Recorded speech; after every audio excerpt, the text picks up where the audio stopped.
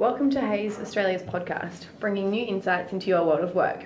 In this podcast, I'll be speaking to Adam Shapley, Senior Regional Director at Hayes, to give you practical tips and advice on your career. I'm your host, Danica Benny-Ridge, and I work in the marketing team at Hayes, the world's largest specialist recruiter. Today, Adam will give his expert advice on how to make sure when a new job is on your radar, you present yourself well, both on paper and online and during the interview.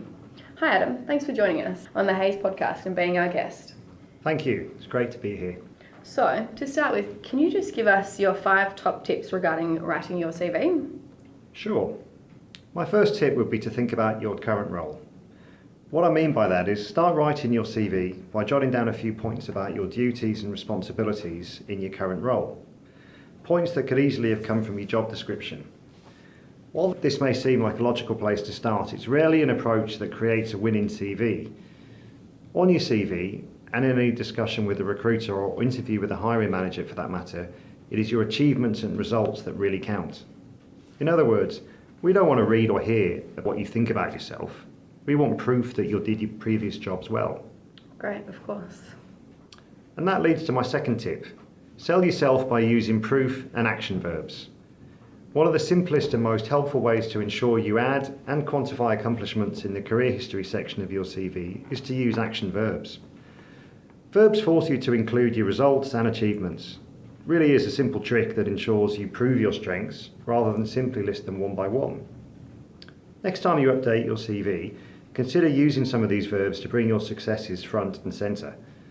Instead of writing that you managed a team, try verbs such as directed, guided, motivated, recruited, or united. So, for example, I united and motivated a team of 5 underperformers.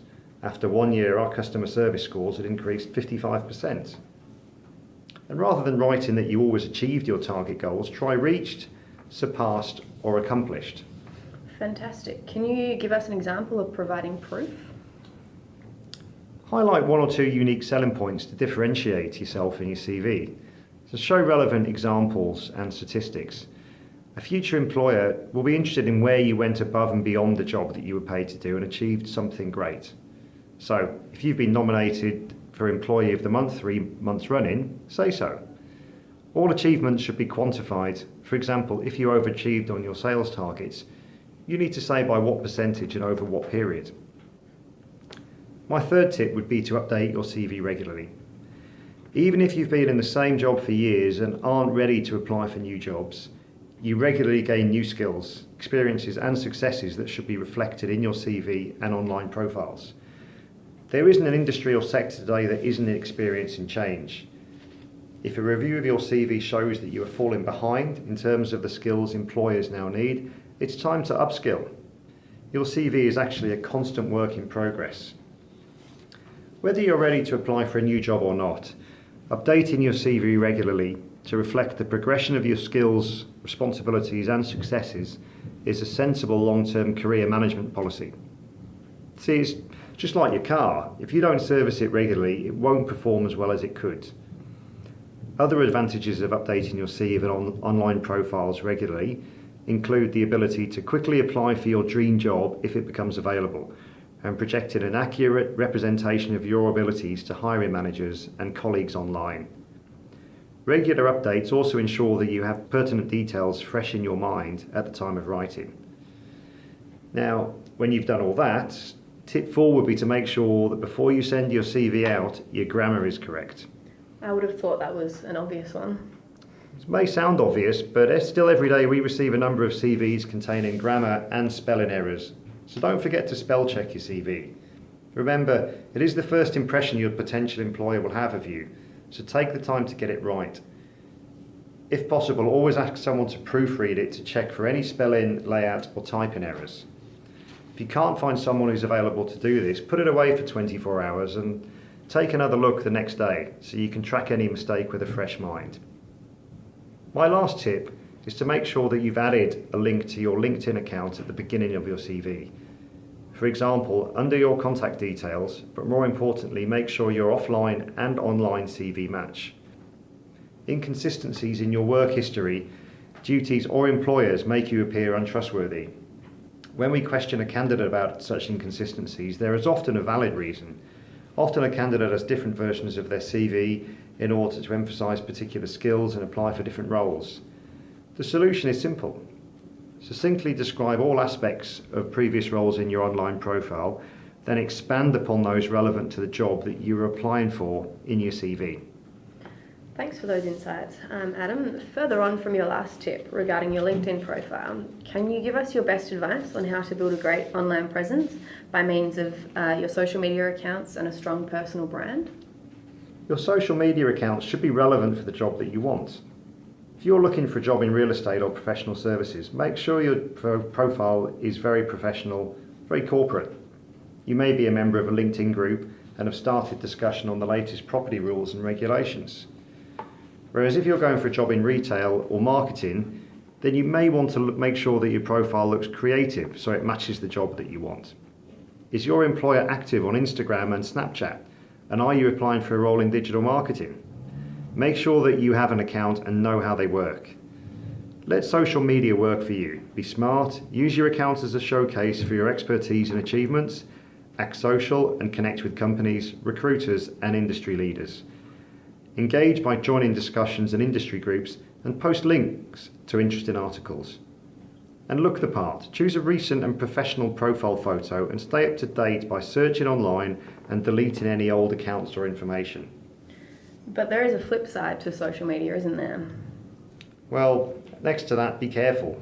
Think about what you share and where. If it's something you wouldn't want a new employer to see, don't post it. If you can't always be professional, adjust your security settings so only your private network can see your personal information. Check privacy settings regularly so you know what's going public in your name, and always keep your current employer's social media policy in mind. Who you are in the resume, you should be the same person on LinkedIn. Great, thanks Adam. So when you've made it to the shortlist and are invited to the job interview, what are the typical do's and don'ts during the interview? Hiring managers and recruiters know when you've prepared for a job interview and when you haven't. If you have, you link your skills and experience to those the available job requires. You cite examples of your work that are relevant to the nature of the industry, organisation and position, and you perfectly describe how your present job equips you for this one. In other words, you have a good story to tell that's relevant to the job applied for, and you clearly articulate it to take the hiring manager on your career journey with you. A common term used to describe your career story is your unique selling proposition, or USP. Your USP positions you in the candidate market based on your personal strengths, skills, experience and values.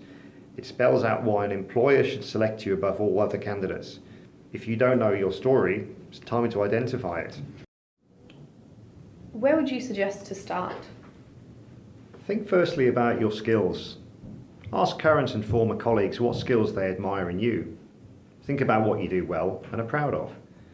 Look back over performance reviews to see what skills your managers have praised. What can you do that no one else at your current organisation can do as well?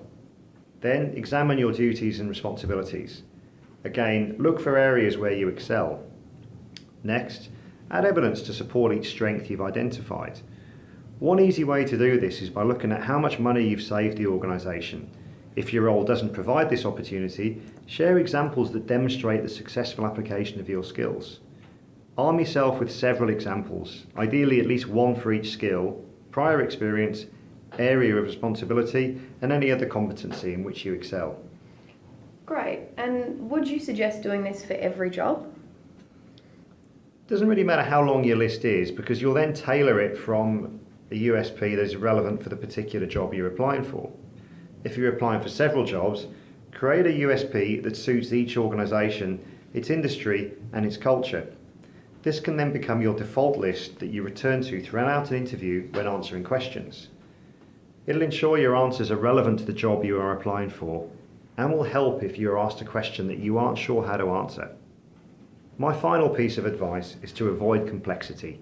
Be straightforward and sincere. Practice clearly articulating it in a compelling way so that the hiring manager wants to know more. Take the hiring manager on your career journey so he gains a deeper understanding of your abilities and suitability to the role.